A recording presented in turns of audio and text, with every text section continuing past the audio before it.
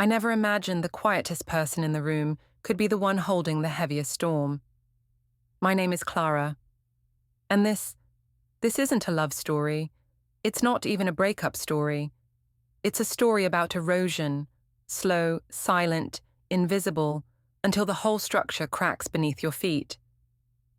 You know those moments in life that don't scream, but whisper, until the whisper becomes all you hear? That's how it started, not with shouting, not with slammed doors, but with a single suitcase and a smile that never reached her eyes. My husband and I had been married for 8 years. We weren't perfect, but we were trying. Or at least, I was. Holding the fort while life hurled deadlines and bills our way, making space, making peace, and making excuses. His mother was always present, not in the loving, nurturing kind of way. Number her presence felt like perfume sprayed too thick, cloying, inescapable, designed to linger. I used to tell myself she just didn't know how to let go, that her criticisms were just concern in disguise, that maybe I was the problem for not trying hard enough. But deep down, I knew. I knew from the first time she moved a picture frame on our wall and said, "This looks better here." I knew when she brought her own curtains for the guest room. I knew when she told me, casually, that she had her own key made just in case. There's a kind of invasion that doesn't need shouting or force. It seeps. It smiles. It says, just helping while rearranging your life. And I let it happen. For years. Until one moment cracked everything open. It wasn't dramatic. No one threw plates. It was just a sentence, spoken over lukewarm tea, after a long business trip when all I wanted was a quiet evening at home. He said, "She'll be staying another week. It's no big deal." No big deal. That sentence echoed through my spine like a cold draft through an open window. No big deal. As if my space, my voice, my peace, were just details to be skipped. I didn't say anything that night, but something inside me shifted, and from that shift, a quiet rebellion began. The moment I found the key, I knew it wasn't just metal, it was proof. It was buried under a stack of junk mail in the kitchen drawer, the one we called the everything drawer. I was looking for a charger, but my fingers brushed against something unfamiliar. A small brass key, taped to a scrap of paper. Written in rushed handwriting were 3 words, basement, her storage. My heart stopped. We didn't have a storage room in the basement. At least, not one I knew about. We had moved into that house together. We painted every wall, picked every piece of furniture. And yet, there it was. A key I didn't recognize, labeled for a space I'd never seen. I waited until he left for the gym. She was upstairs, in the shower. The perfect gap. I went down, barefoot, careful not to creak the steps. The basement was always cold, unfinished. Just a washer, dryer, and concrete walls. But tucked behind a dusty shelf near the water heater, I saw it. A slim door with a latch I had somehow never noticed. The key slid in like it was home. What I found inside was unsettling. Old photo albums. Not ours, his, from childhood. But every picture had her in the center, circled in pen. Notes in the margins, in her tight, controlled handwriting. His first steps, he reached for me. He cried for me, not her. She'll never understand him the way I do. I kept flipping. There were letters, too, some addressed to my husband, some never sent, dozens, maybe hundreds. They all echoed the same theme. I am the only woman he'll ever truly need. Then I found a journal. Her in pages and pages documenting our marriage, not hers. Ours. She wrote about my outfits, my job, how often I cooked, how often we argued.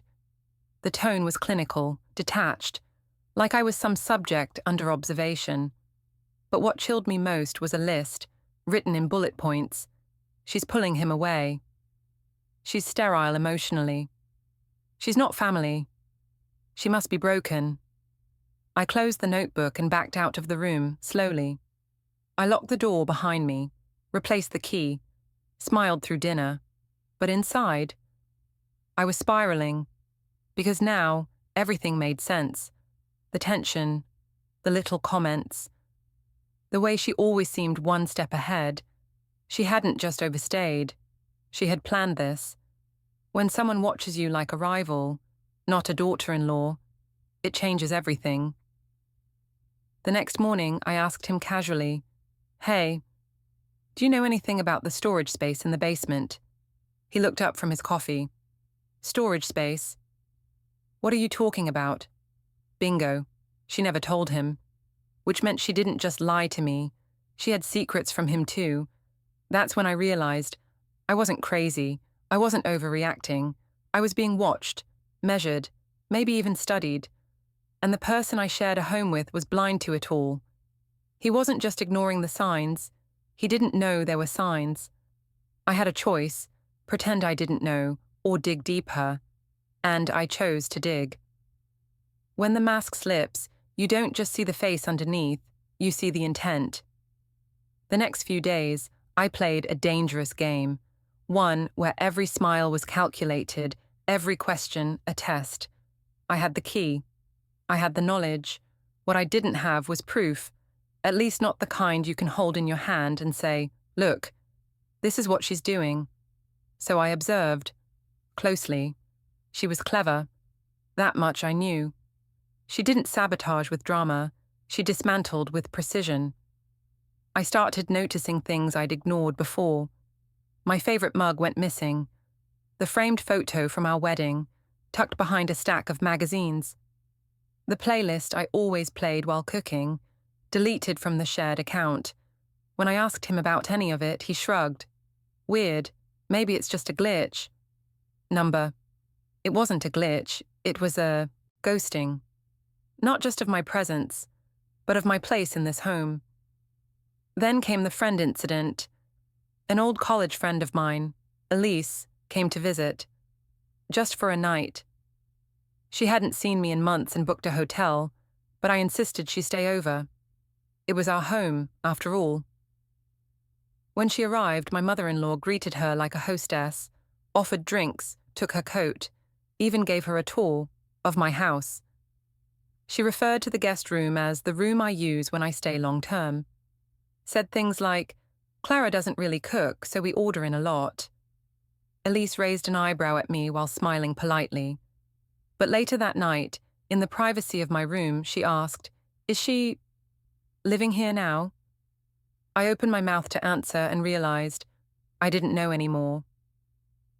The next morning, Elise left early, said she had a headache. I didn't blame her. That was the first time I cried in the shower since this all began. And then came the incident. It was a Sunday. He was working in the garage, and I was trying to catch up on emails in the kitchen. She walked in, humming, and dropped a stack of papers on the counter. "Printed these for you," she said. "Might help." It was a job listing for a part-time admin role at a local library. I thought, maybe something less stressful would be better for your temperament. I stared at her. She smiled, that same pity-laced smile. "My temperament?" I asked, voice low. "Well, you've seemed on edge lately. Marriage can be hard. Sometimes it helps to take a step back from work, refocus on what matters." She left the room before I could respond. When I told my husband, he didn't see the issue. "She's just trying to help," he said. "No," I said. "She's trying to rewrite who I am." He rubbed his temples. "You're reading into it again." Again. That word stung.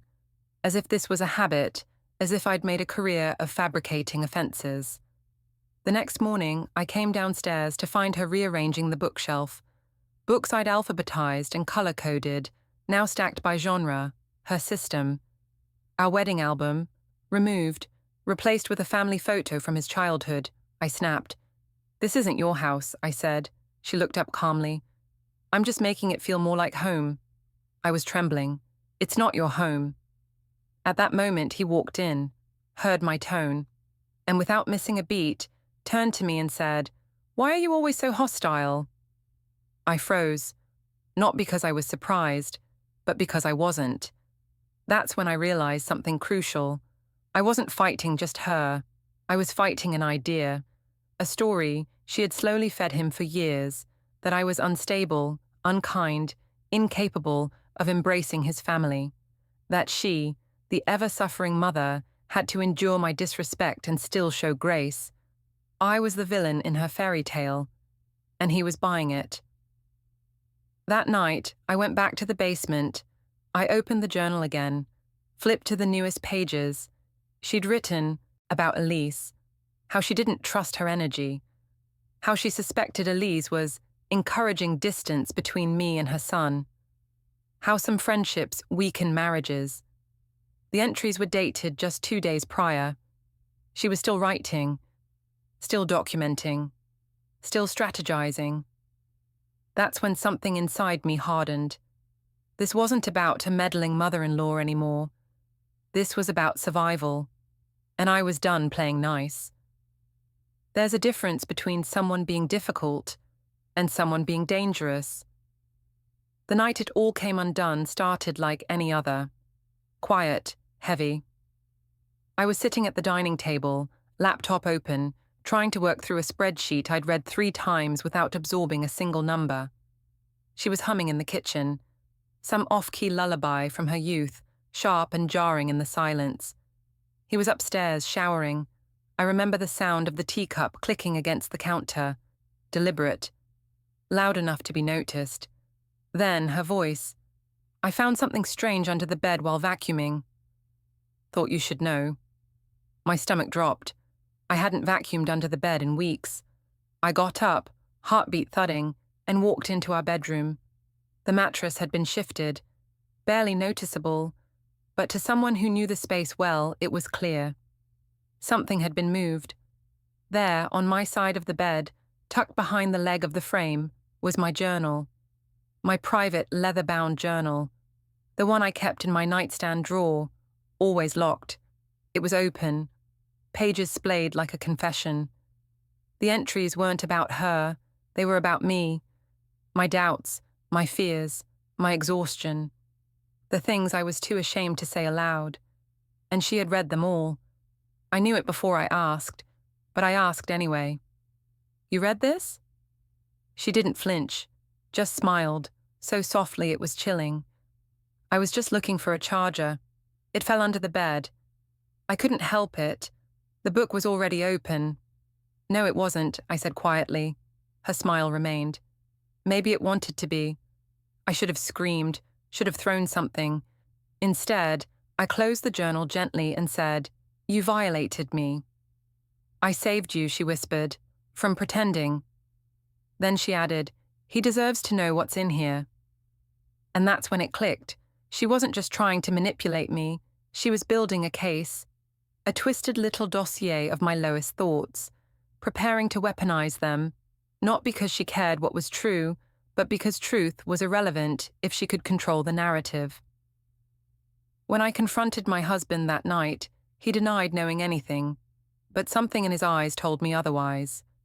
He wasn't surprised. Not really.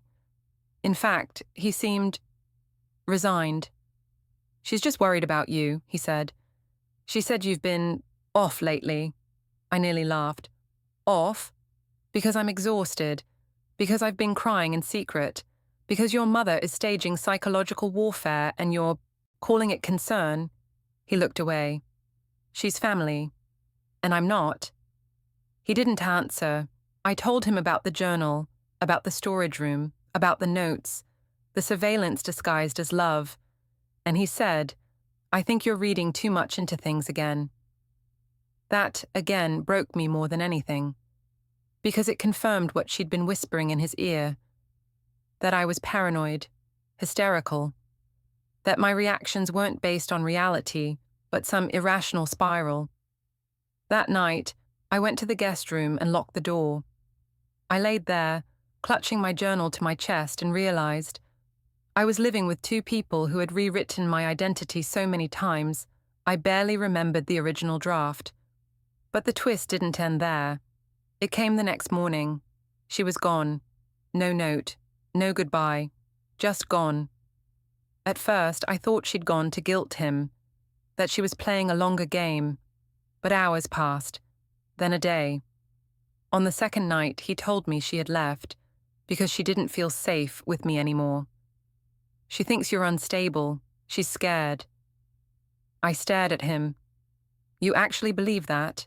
He hesitated, then nodded. That was the moment, the irreversible moment. The moment when I understood he wasn't just defending her.